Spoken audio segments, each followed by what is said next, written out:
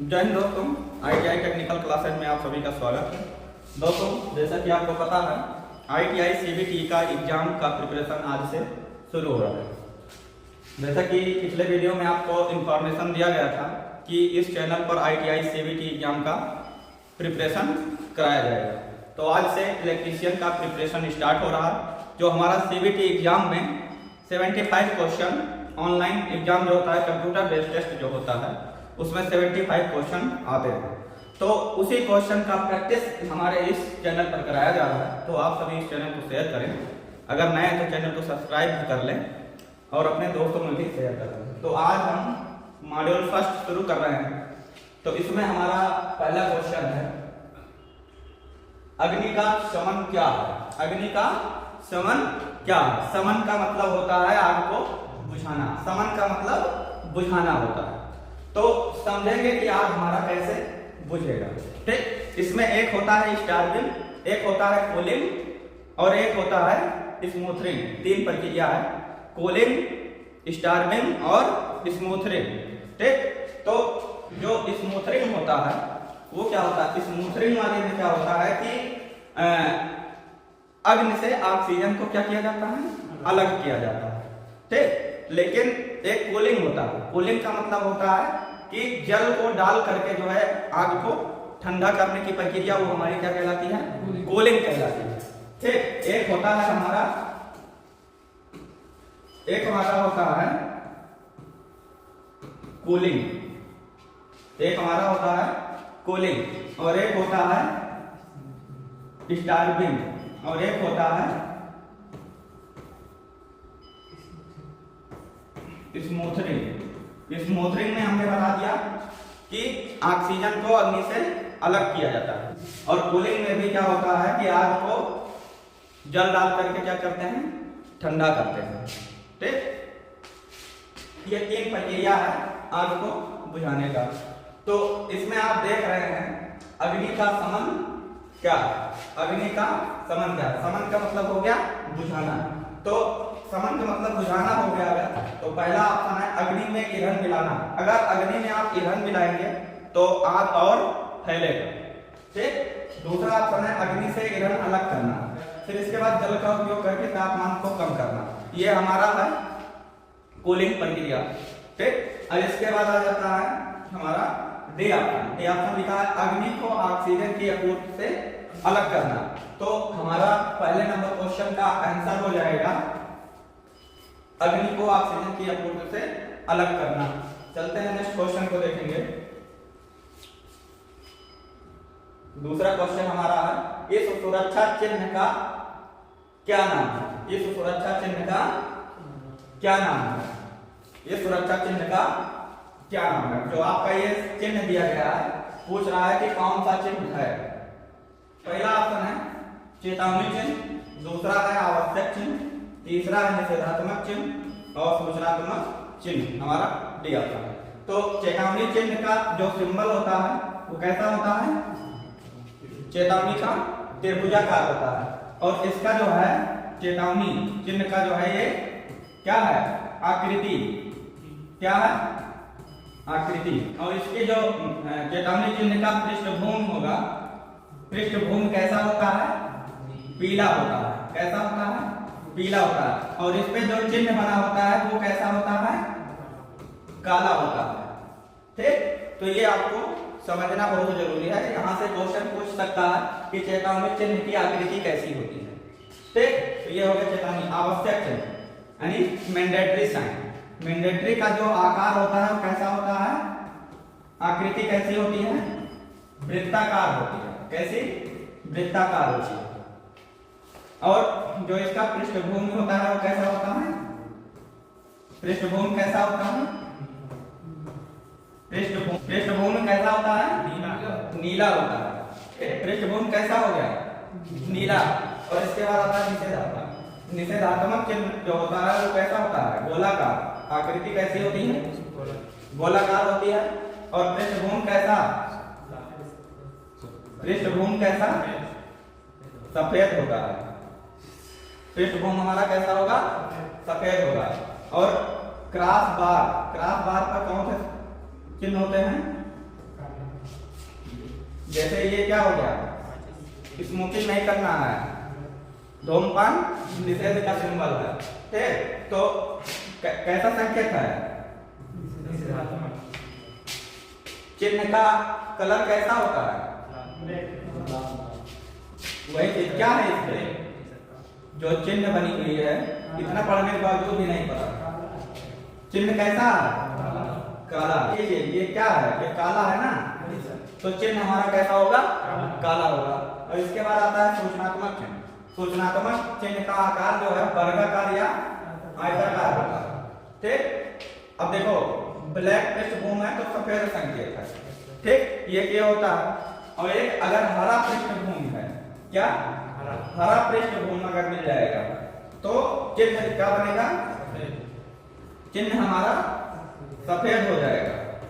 ठीक, तो और एक और बनता है, अगर लाल पृष्ठभूमि है तो भी सफेद चिन्ह बनेगा। ठीक, तो ये चीज है, तो इसमें कौन सा आंसर हो जाएगा, सूचनात्मक चिन्ह। समझ में आया ना। इसके बाद तीसरा नंबर क्वेश्चन, तीसरा नंबर क्वेश्चन आपका है, निम्न में से भौतिक कहानी क्या है।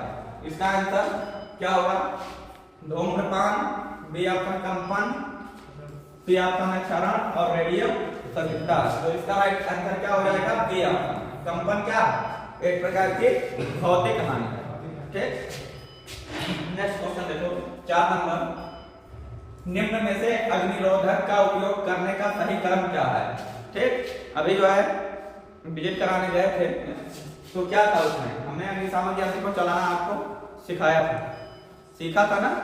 तो वही देखना है कि अग्निरोधक मतलब अग्निशामक यंत्र, फायर एक्सटिंग्विशर, अग्निशामक यंत्र से क्या करते हैं, आग को बुझाते हैं। तो आपने शॉर्ट फॉर्म में एक ट्रिक सीखा हुआ है, PASS कि मतलब P का मतलब हो गया पुल, पुल मतलब खींचना, खींचना इसमें भी है, इसमें भी है, मतलब इसी दोनों ऑप्शन में से मेरा कोई ऑप्शन सही है। देखो ये हमारा कैंसिल हो गया। इसके बाद M का मतलब हो गया उद्देश्य, उद्देश्य आग को बुझाना, मतलब जहां आग लगा है वहां क्या करोगे, निशाना लगाओगे, निशाना लगाओगे, निशाना लगाना भी दोनों में आ गया। इसी मतलब है कि दोनों में से कोई ऑप्शन सही है। फिर इसके बाद स्क्वीज क्या होता है, ये M हो गया, स्क्वीज, स्क्वीज मतलब दबाना, दबाना, इसका मतलब ये आ गया दबाना और यहाँ आ गया घुमाना, इसका मतलब आपका बी ऑप्शन भी गलत हो गया। तो अग्निरोधक का उपयोग करने का सही क्रम हमारा क्या हो गया, ए ऑप्शन सही हो गया, खींचना, फिर निशाना लगाओगे, फिर दबाओगे, इसके बाद घुमाओगे, कहाँ, जहां हमारा आग लगा होगा। ठीक, इसके बाद चलेंगे नेक्स्ट क्वेश्चन पे। 5वां नंबर क्वेश्चन आ गया, कौन से प्लायर का उपयोग तार के हुक और लूप बनाने में होता है। कौन सा प्लायर तार के हुक और लूप बनाने के लिए प्रयोग किया जाता है। ऐसे मतलब हुक ऐसे ही होता है और लूप का मतलब गोलाकार आकृति प्रदान करना। ठीक, और हुक ऐसे होता है ना, तो कौन सा प्लायर है जो हुक और लूप बनाने में प्रयोग किया जाएगा। तो एक है flat knows plier. Flat knows plier का काम क्या है, जैसे कोई भी वायर ऐंठते हैं तो उसको सीधा करने के लिए भी काम में आप प्रयोग करते हैं। ठीक, और जो ऐंठा हुआ है उसको खोलने वोलने के लिए भी आप प्रयोग करते हैं। और एक होता है long nose plier. Long nose plier, long nose plier होता है जो उसका जो आगे का हिस्सा होता है जहां पकड़ने वाला, वो जो है थोड़ा लंबा होगा। ठीक, तो लॉन्ग नोज प्लायर से ही आपको पता होना चाहिए। उससे क्या करते हैं, संकीर्ण स्थानों में नटों को पकड़ने और खोलने के लिए प्रयोग करते हैं। एक होता है round nose plier. Round nose plier का काम क्या है, राउंड जो आगे वाला नोक होगा तो वो जो है राउंड होगा, राउंड शेप में होगा। ठीक, जो पकड़ने वाला भाग होगा ये भी राउंड होगा, ये भी हमारा राउंड ही रहेगा। ठीक है, तो राउंड नोज प्लायर का प्रयोग कहां करोगे, राउंड नोज प्लायर ही इसका आंसर हो जाएगा, तार के हुक और लूप बनाने के लिए।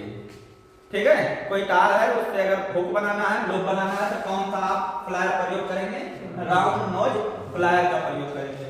इसके बाद नेक्स्ट क्वेश्चन आपका आएगा, डी ऑप्शन भी आप समझ लीजिए, डायगोनल कटिंग प्लायर यानी कि बेकन कटिंग प्लायर। हिंदी क्या होगी? Bacon cutting plier. ठीक है, इसका प्रयोग आप कहाँ करते हैं? जैसे क्या है कि कहीं आपने वायर को जोड़ दिया, ठीक, जैसे मान लीजिए यहाँ हमने जोड़ दिया यहाँ तक और साइड से काटनी है, ठीक, साइड से काटनी है तो डायगोनल कटिंग प्लायर से, बेकन कटिंग प्लायर से अगर आप काटोगे तो उसी के बराबर में कट जाएगा आपका। तो इसका प्रयोग आप कहाँ करेंगे? जहां कहीं हमें बराबर से वायर को काटना है जोड़ने के बाद, तो आप डायगोनल कटिंग प्लायर का प्रयोग वहां करेंगे। ठीक है, तो 5 नंबर क्वेश्चन का राइट आंसर क्या है? C option. ठीक, राउंड नोज प्लायर। 6 नंबर क्वेश्चन आप देखिए, करम मूल श्रेणी में सचेतक चिन्ह के पश्च भाग का रंग क्या होता है? अभी हमने बताया था, पश्च भाग यानी कि आकृति कैसी होगी? त्रिभुजाकार। पश्च भाग का मतलब हो गया पृष्ठभूमि, तो पृष्ठभूमि का रंग कैसा होता है? पीला होता है। इसका प्रयोग कहाँ करते हैं? कहीं भी जहां चेतावनी का संकेत मिलता है हमें कि ये काम जो है करने से ये काम होगा, ठीक, चेतावनी, जैसे पैदल क्रॉसिंग क्या है? चेतावनी चिन्ह का संकेत है। तो चेतावनी संकेत में इसमें पूछा है कि पश्च भाग का रंग यानी कि पृष्ठभूमि का रंग पूछा हुआ है, तो पृष्ठभूमि का रंग इसमें कौन सा ऑप्शन सही हो जाएगा? सी ऑप्शन, पीला। ठीक, आगे नेक्स्ट क्वेश्चन को देखते हैं।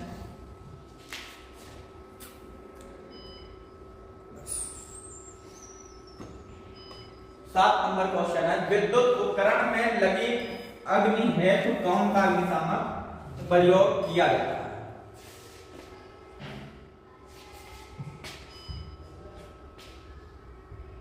7 नंबर क्वेश्चन आप देखिए, विद्युत उपकरण में लगी अग्नि हेतु कौन सा अग्निशामक प्रयोग किया जाता है? हेलोजन प्रकार। कौन सा? हेलोजन प्रकार। ठीक है, और एक ध्यान प्रकार, इसमें क्या भरा होता है? खनिज के एक खनिज तेल के साथ जो है साबुन का ध्यान जो है भरा होता है, उसका प्रयोग आप कहाँ करते हो? क्लास 20 श्रेणी वाली आग को बुझाने के लिए। ठीक, तो आप जो है विद्युत वाले में हेलोजन प्रकार का आपने पढ़ा है, कौन से क्वेश्चन में के टेस्ट में आया था? 2 नंबर वाले टेस्ट में आया था। तो विद्युत उपकरण में लगे अग्नि हेतु कौन सा अग्निशामक हेलोजन प्रकार का आप प्रयोग करेंगे। 8 नंबर क्वेश्चन देखिए, अपशिष्ट निपटान विधि कौन सी है जो गर्मी पैदा करती है? ठीक, यह है पुनर्चक्रण। क्या है पुनर्चक्रण? क्या होता है? पहला ऑप्शन, ठीक, दूसरा है खाद डालना, तीसरा है भस्मीकरण, चौथा है अपशिष्ट संघनन। ठीक, तो इसका राइट आंसर क्या हो जाएगा? भस्मीकरण। क्या हो जाएगा? भस्मीकरण। क्या है? कोई भी अपशिष्ट पदार्थ है उसको आप रखेंगे बहुत दिनों तक तो क्या हो जाएगा? वो सड़ जाएगा, तो उसमें से क्या निकलेगा? अब खाद देखे होंगे, जब उसको रख देते हैं बहुत दिनों से के बाद जब उसको हटाते हैं तो देखो वहां गर्मी पैदा हो जाती है। ठीक, तो वही है भस्मीकरण। और इसके बाद खाद डालना, क्या वही खाद बन गया? तो खाद डालो, जाने खाद डालने कोई मतलब नहीं। अपशिष्ट संघनन क्या है? अपशिष्ट संघनन क्या होता है? कोई भी अपशिष्ट पदार्थ है उसको जो है एक जगह रख कर उसको कम करने का प्रयास किया जाता है, जिससे जो है उसे आसानी से ले जाया जा सके। ठीक, मान लीजिए पुनर्चक्रण करना हुआ, कोई अपशिष्ट पदार्थ है तो उसको क्या करना? कम करना, वही अपशिष्ट संघनन कहलाता है। ठीक, और इसके बाद पुनर्चक्रण। पुनर्चक्रण से एक क्वेश्चन बनता है, अपशिष्ट निपटान विधि कौन सी है जो ऊर्जा की बचत करती है? तो उसमें आंसर क्या होता है? पुनर्चक्रण। लेकिन जहां गर्मी पैदा करने की बात होगी तो उसमें कौन सा ऑप्शन सही होगा? भस्मीकरण। पुनर्चक्रण का मतलब यह हो गया कोई भी अपशिष्ट पदार्थ है उसे रिसाइकिल करके हम दूसरे किसी प्रोडक्ट के रूप में प्रयोग कर लें। ठीक, तो वो जो है क्या हो जाएगा? पुनर्चक्रण। ठीक, 10 नंबर क्वेश्चन है, धुएं से सुरक्षा के लिए किस व्यक्तिगत सुरक्षा उपकरण का प्रयोग किया जाता है? PPE, personal protective equipment. ठीक है, पर्सनल प्रोटेक्टिव इक्विपमेंट, इसका फुल फॉर्म होता है। तो पहला ऑप्शन एप्रॉन, दूसरा चश्मा, तीसरा कान कवच, चौथा ऑप्शन डी ऑप्शन है आपका नाक कवच। तो आपका राइट आंसर डी ऑप्शन हो जाएगा नाक कवच। ठीक है, चश्मा का प्रयोग कहाँ करेंगे? जब आप वेल्डिंग करते हैं तो वहां आपको जो है चश्मे की जरूरत पड़ती है। एप्रॉन क्या होता है?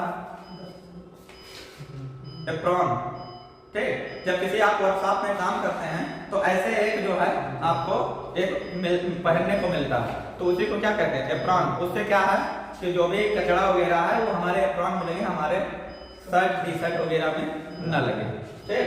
इसके बाद 10 नंबर कौन सा कह रहा है? पीड़ित की कौन सी स्थिति को कोमा कहा जाता है? कोमा का मतलब ये हो गया कि वह व्यक्ति बोले भी नहीं और एकदम हिले डुले भी नहीं, ठीक, पता ही नहीं चले किस स्थिति में, ठीक। जैसे बेहोश रहना पर बुलाने पर उत्तर देना। भाई कोई बेहोश हो गया है तो बुलाने पर उत्तर देगा नहीं, हाँ, लेकिन यह है बेहोश है, पानी का छिड़काव करेंगे तो तुरंत क्या है? एक्टिव हो जाएगा, ठीक। इसके बाद बेहोश, बेहोश रहना पर बुलाने पर उत्तर न देना। भाई बेहोश है तो उत्तर कहां से देगा, ठीक। लेकिन बेहोश है, कुछ देर के बाद एक्टिव हो जाएगा, पहले आप सही रिलेट कर रहा। देखो, सांस लेना पर बुलाने पर उत्तर न देना, ठीक। भाई सांस लेना तो पता चल रहा है, लेकिन कह रहा कोमा की बात किया, पूरी तरह से संवेदनहीन होकर लेटे रहना एवं बुलाने पर उत्तर ना देना, ठीक। उस समय शरीर क्या हो जाता है? संवेदनहीन हो जाता है, मतलब पता ही नहीं चलेगा कि ये जीवित है। तो अभी जो क्वेश्चन था तो इसका राइट आंसर क्या था? डी ऑप्शन सही था। आप लोग लगा लीजिएगा। लाइट चली गई, चलिए ठीक है, धन्यवाद।